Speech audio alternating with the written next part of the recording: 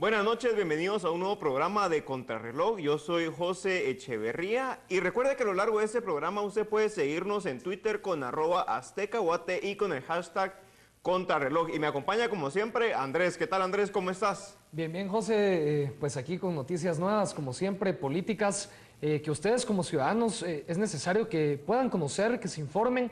Nosotros aquí les damos nuestra opinión, nuestra versión también, porque claro, cada quien tendrá su versión de los acontecimientos. Y recuerde siempre emitir su opinión en redes sociales con el hashtag Contrarreloj y en Twitter con @aztecaguate. Andrés, y empezamos con el primer tema. Claro Yo creo que sí. que ya es tiempo de empezar con el primer tema. Y Dermal Dana termina su periodo como fiscal general. Parece que se va de vacaciones un par de meses a relajarse del estrés de ser fiscal general y jefe del Ministerio Público, que yo creo que sí va a ser una tarea muy estresante y muy cargada. Pero cobra relevancia una entrevista que ella otorga donde prácticamente dice que ella sí estaría interesada en participar en política para salvar a Guatemala de la corrupción, porque como fiscal general tal vez no logró terminar su lucha contra la corrupción, entonces ahora ella piensa que la mejor forma de luchar contra la corrupción es por medio de la política. Yo creo que da un par de mensajes interesantes, José, de análisis político un poco complejos, pero creo que sí. podemos hablar sobre eso. Andrés, ¿cómo ves? ¿Cómo lo ves? ¿Lo ves positivo? ¿Lo ves negativo? Lo primero que me llama la atención es que 6 meses antes ella decía y aseguraba que lo político no era lo suyo, que no le llamaba la atención, que el panorama político simplemente no se prestaba y no se sigue prestando porque no han habido reformas, las cosas no han cambiado para que ella participara en política. Menciona que ella no tiene formación política, no tiene experiencia política, eso lo sabemos, claro, porque ella ha estado en el MP todo este tiempo. No, pero, y antes sí, del Ministerio Público estuvo en el organismo sí. judicial, una carrera judicial de larga trayectoria y ahora quiere dar el brinco, por así decirlo, el salto hacia la política, las elecciones populares. Y que se dispondría a participar en algún proyecto que incluyera diversos sectores de la sociedad, que fuera un proyecto muy incluyente, conservadores, liberales, izquierda, derecha, de todos los grupos que se puedan, para que ella lidere este futuro cambio y esta lucha contra la corrupción que ya la dejó atrás en el Ministerio Público. Pero me sigue llamando la atención que actualmente no hay ningún partido político. Es más, ella se dedicó a perseguir a todos estos partidos políticos. Yo creo que no hay No, yo ninguno. creo que no se dedicó. O sea, Bueno, o sea, algunos partidos políticos sí, sí, otros no. correcto. Entonces yo creo que es complicado el tema, porque yo creo que ella está en su total libertad Sí. de querer participar Sí. en la política, pero yo creo que como cualquier cargo público es una gran responsabilidad y requiere de una gran experiencia y conocimiento. Por ejemplo, ella llega a ser fiscal general y jefa del Ministerio Público luego de una gran trayectoria en el organismo Sí. judicial.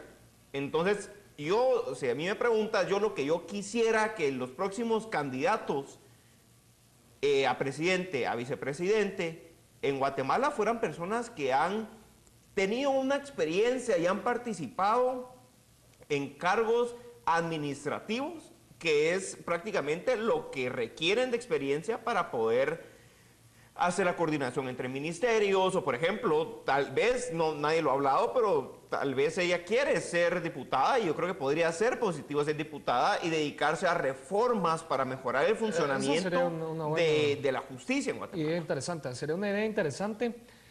Sin embargo, hay que ver cómo es que, cuál plataforma va a ser la que va a utilizar. Se menciona Encuentro por Guatemala.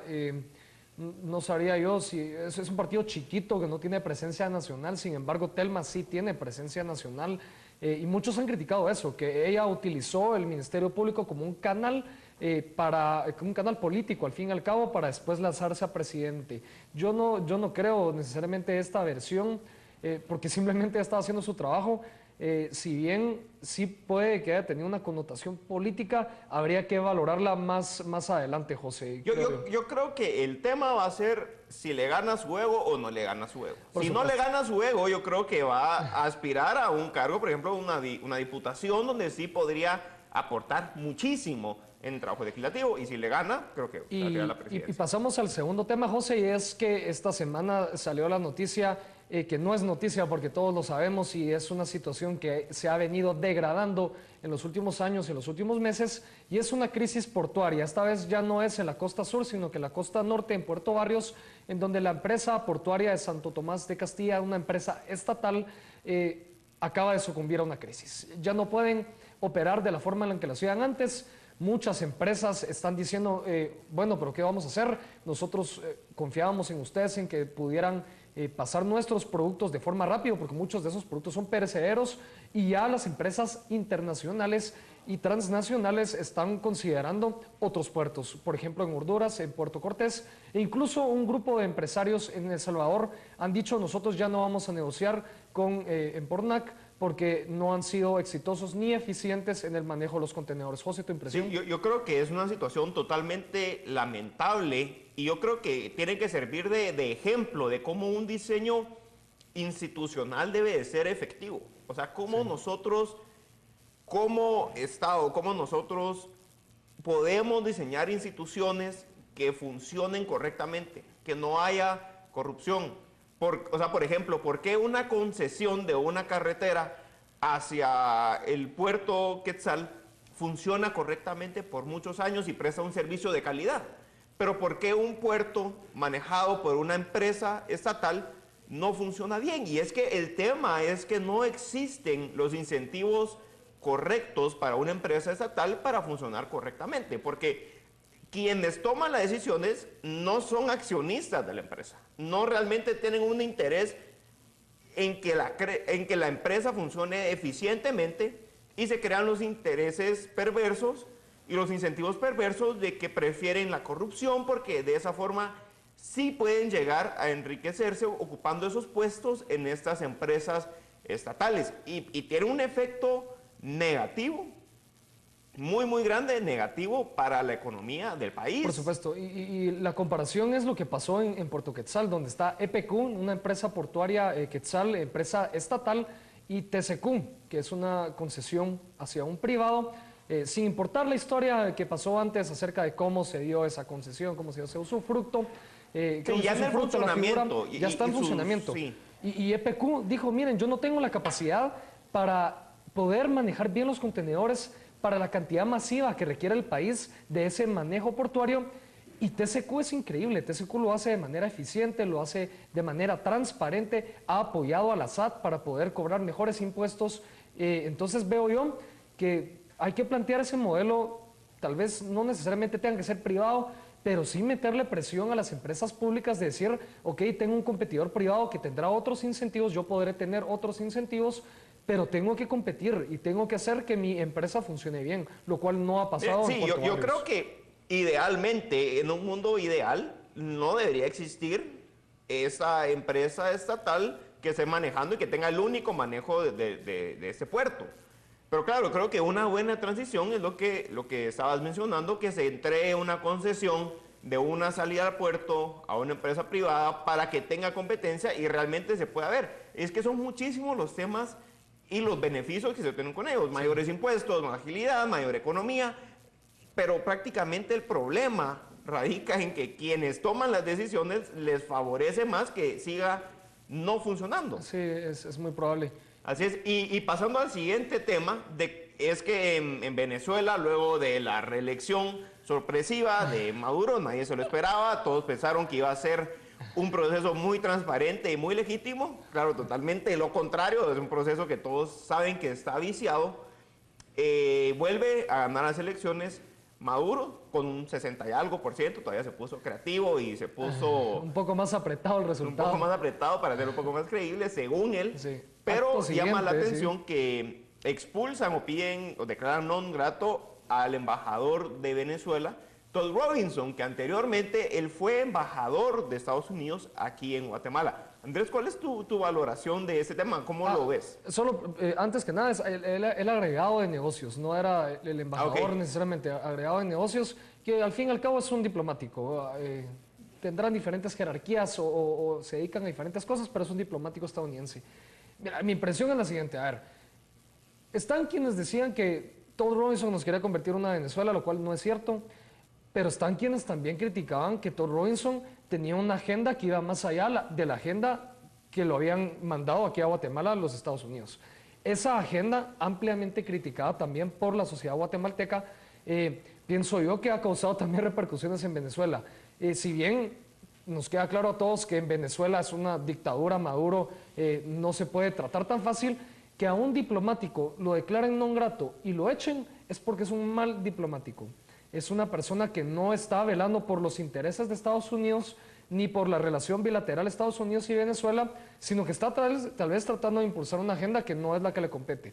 Si lo expulsaron de Venezuela, bueno, si bien es una dictadura y por supuesto que eso le quita bastante legitimidad al Sí, y ese es el gobierno, tema que yo pienso. O sea, es un mal diplomático. yo lo que pienso es que es muy difícil, o sea, para mí me es muy difícil valorar o tener como creíble una decisión del gobierno de Venezuela, Sí, porque, pues claro. porque yo digo, a ver, es que, y más por la agenda que tiene Estados Unidos en Venezuela, yo creo que lo que varía aquí es el tipo de administración.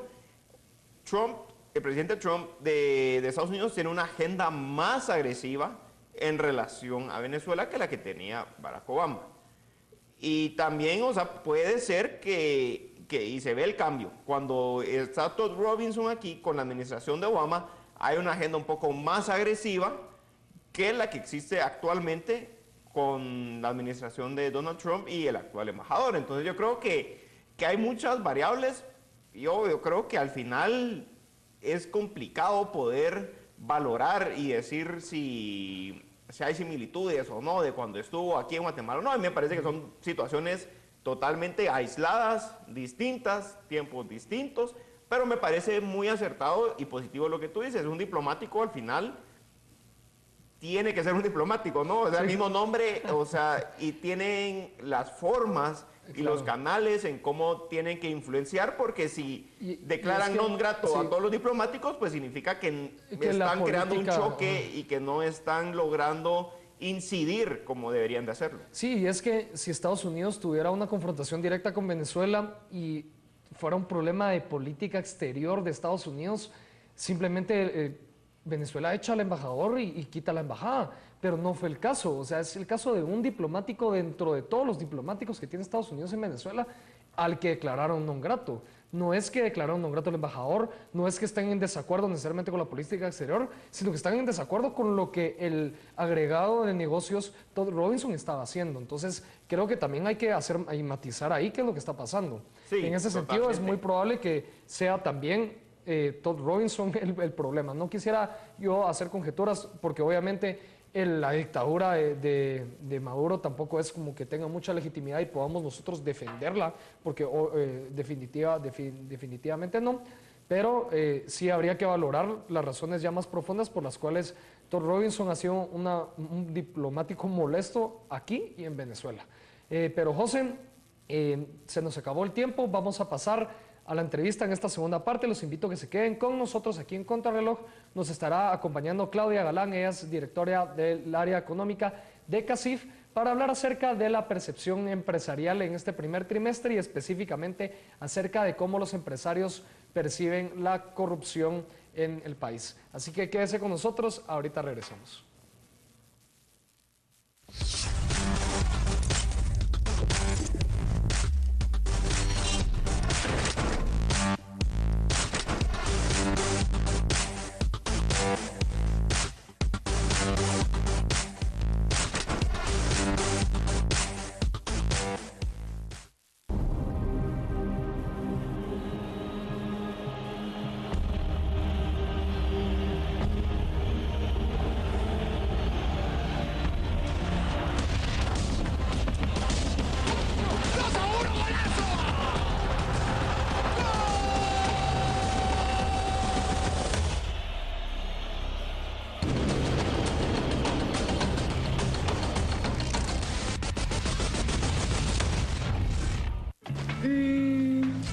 No sé qué ponerme. Mira, por tu tono de piel y tu tipo de cuerpo, te recomiendo que uses la naranja, se te va a ver súper bien. Pero mañana tengo otro evento. ¿Sabes qué? ¿Por qué no ves las mañanas de Azteca? Todos los días vas a tener la mejor información de belleza y de estilo para que estés súper bien. ¡Súper! ¡Mil gracias! Las mañanas de Azteca, próximamente por TV Azteca Guate, el canal del Mundial.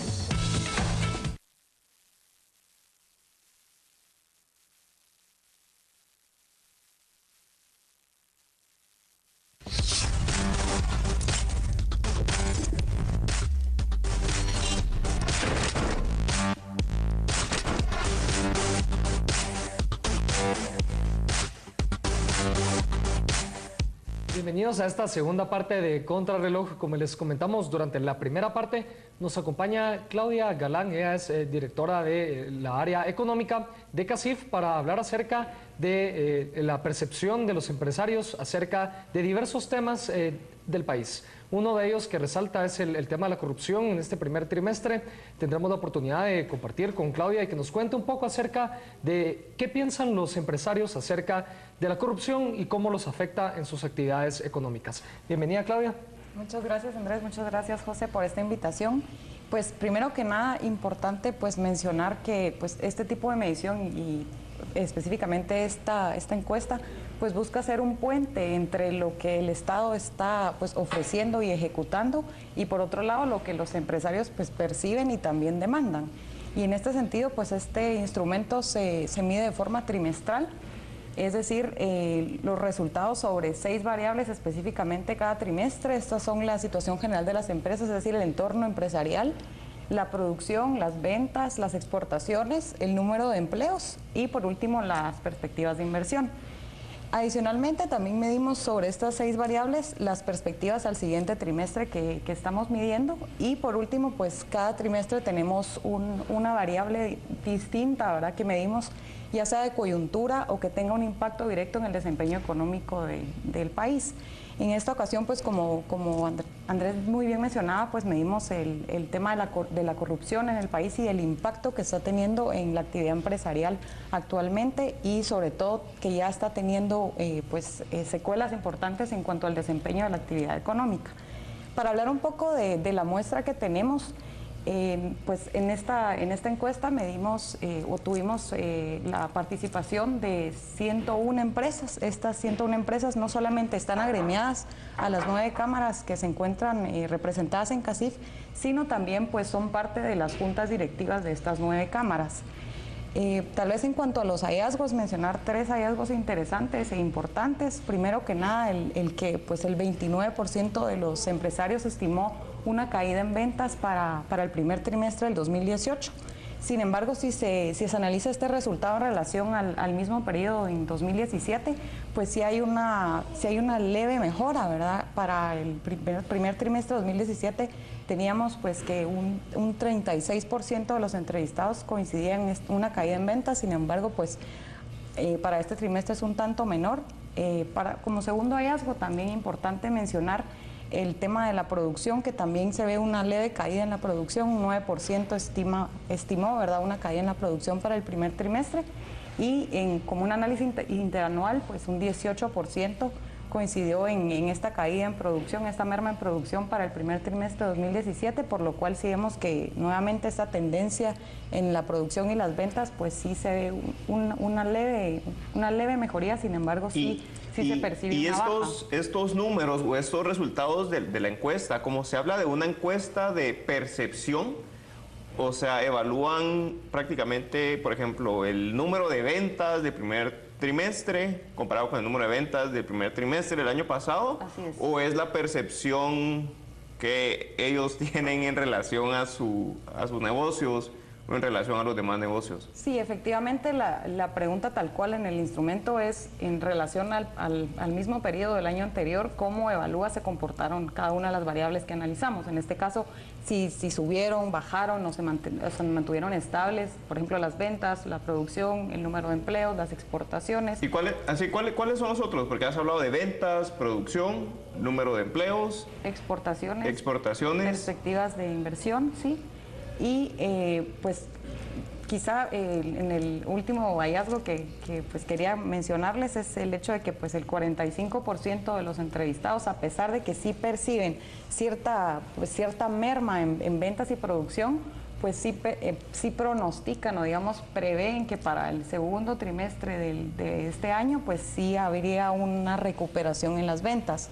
Sin embargo, esto podría suceder sí, solo sí, otras variables entran en juego, como por ejemplo el caso de que sí existan pues reglas claras obviamente para operar, que también pues se reactive la actividad económica, porque sí es importante mencionar que sí se ha visto y sí se ha evidenciado ya un impacto de esta coyuntura política en la actividad económica en el país. Lo vemos de hecho en los índices que mide el Banco de Guatemala, principalmente en el índice de percepción de la actividad económica, que de hecho para octubre del año pasado pues alcanzó su nivel más bajo en la historia de la construcción de este índice. Claudia, y antes de profundizar acerca de más resultados y hallazgos de este estudio de la percepción empresarial, me surge la duda de estos más de 100 empresarios y directores que tuvieron la oportunidad de encuestar. ¿Son empresarios grandes, chiquitos, medianos? Para que las personas que nos están viendo en su casa sepan si es una percepción solo de grandes empresarios o también está afectando todos estos temas a aquellos pequeños empresarios del día a día. Sí, muy interesante la pregunta, Andrés, y efectivamente pues la muestra tiene la representación no solo de grandes empresas, sino también de pequeñas y medianas. Tenemos la participación del 49% de los empresarios que nos respondió esta encuesta, pues son obviamente grandes empresas, sin embargo un 18% son pequeñas empresas y un 19% son medianas, por lo cual el parque empresarial representado en nuestra encuesta pues sí, no solo representa a pequeñas, medianas y grandes empresas, sino también están agrupadas en distintos sectores productivos, ¿verdad? Claudia, ¿y se sabe, hicieron algún análisis anterior o algún análisis posterior a las razones por las cuales los empresarios tienen esa percepción de que sí han bajado en temas de producción, de empleos? ¿Existen algunas razones por las cuales los empresarios perciben esto en sus empresas?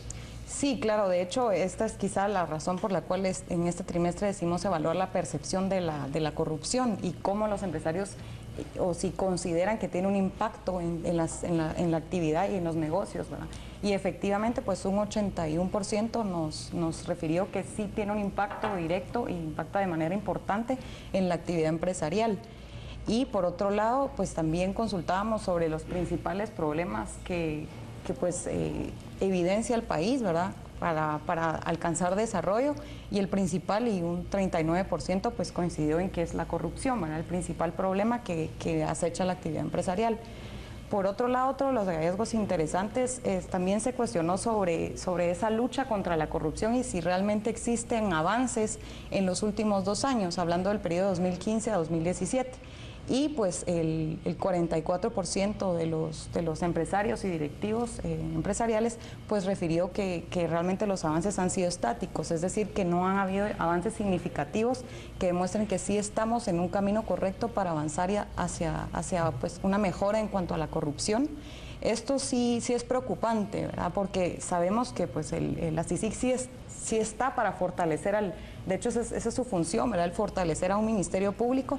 Sin embargo, creemos no se han dotado de las herramientas suficientes y planes realmente pues consecuentes y estrategias realmente bien planteadas hacia el mediano y largo plazo para que se pueda fortalecer no solamente al Ministerio Público, sino también trabajar en cuanto a la institucionalidad del país, que es un problema realmente que hoy en día afecta a la atracción de inversión. Yo creo que ese es un tema interesante, porque si nosotros nos ponemos ahorita en el plano de ciudadanos y realmente si nosotros evaluamos si ha habido un avance en la lucha contra la corrupción, si las instituciones hoy, en el 2018, son menos corruptas que en el 2015, y yo creo que muchos nos quedamos con un mal sabor de boca. Decimos como, bueno, yo no percibo que yo personalmente vea al Estado funcionando de una mejor forma, y eso afecta en la forma como los individuos se pueden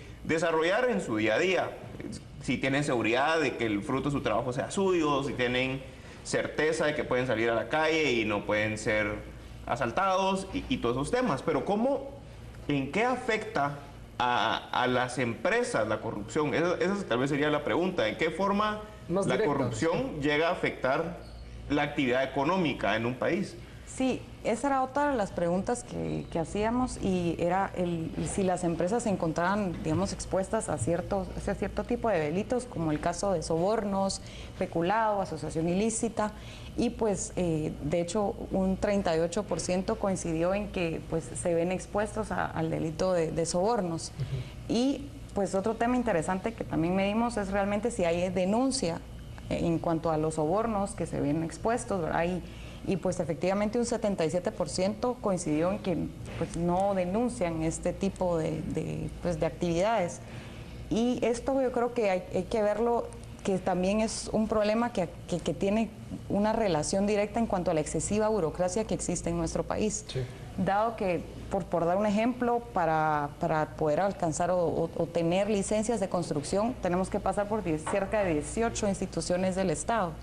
Al año pasado, al finales de 2017, pues se estimaba según Cámara de Construcción que habían cerca de 2.6 millones de metros cuadrados que estaban pendientes de tener aprobación, y esto tenía un impacto también en cuanto a la recaudación de impuestos, que alcanzaba cerca de 300 millones de quetzales en impuestos, por lo cual sí vemos que sí es en la medida en que la corrupción no se trabaje desde el fondo, es decir, desde las arcas del Estado que está afectando actualmente, pues esto tiene un efecto directo en muchos otros ámbitos en el país, pero principalmente la actividad empresarial, que es quien genera pues, el empleo. Y eso es lo preocupante, que no hemos visto nosotros, y ya lo mencionaba, y la percepción de los empresarios también es bastante clara, en que no han habido reformas más allá de simplemente luchar contra la corrupción, porque es alarmante esos datos que nos está mencionando Claudia, que muchos empresarios todavía tienen que recurrir ante alternativas a los procesos por la discrecionalidad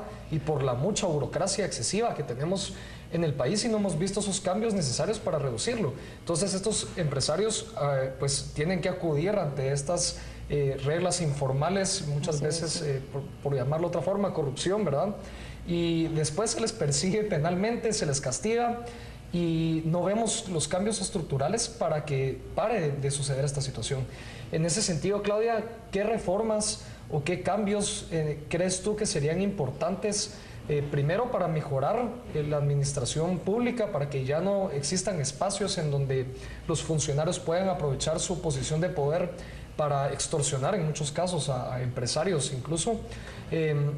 ¿Y cómo esto también impactaría al fin y al cabo en la percepción de los empresarios? ¿Crees que puede mejorar esa percepción, y cuáles serían esas reformas que podrían hacer que mejore la situación y la percepción? Sí, yo creo que hay que entender primero que la corrupción, en la medida en que la corrupción se entrampe en las arcas del Estado, tiene un efecto directo en la legitimidad de las instituciones, y esto pues obviamente la causa directa es que pues las instituciones se debilitan, y esto entrampa no solo muchos procesos, sino, como ya lo hemos dicho, pues obviamente obstaculiza no solamente la actividad empresarial, sino también la atracción de inversiones. Y en este sentido, posibles reformas: primero, una reforma a la ley del servicio civil, ¿no? Primero, para realmente contar con esos funcionarios públicos que realmente no solo obedezcan a los criterios que necesitan sus puestos, sino también sean eficientes al momento de ejecutar las acciones o tomar decisiones, y que esto obviamente se vea en beneficio de los principales problemas que enfrenta el país.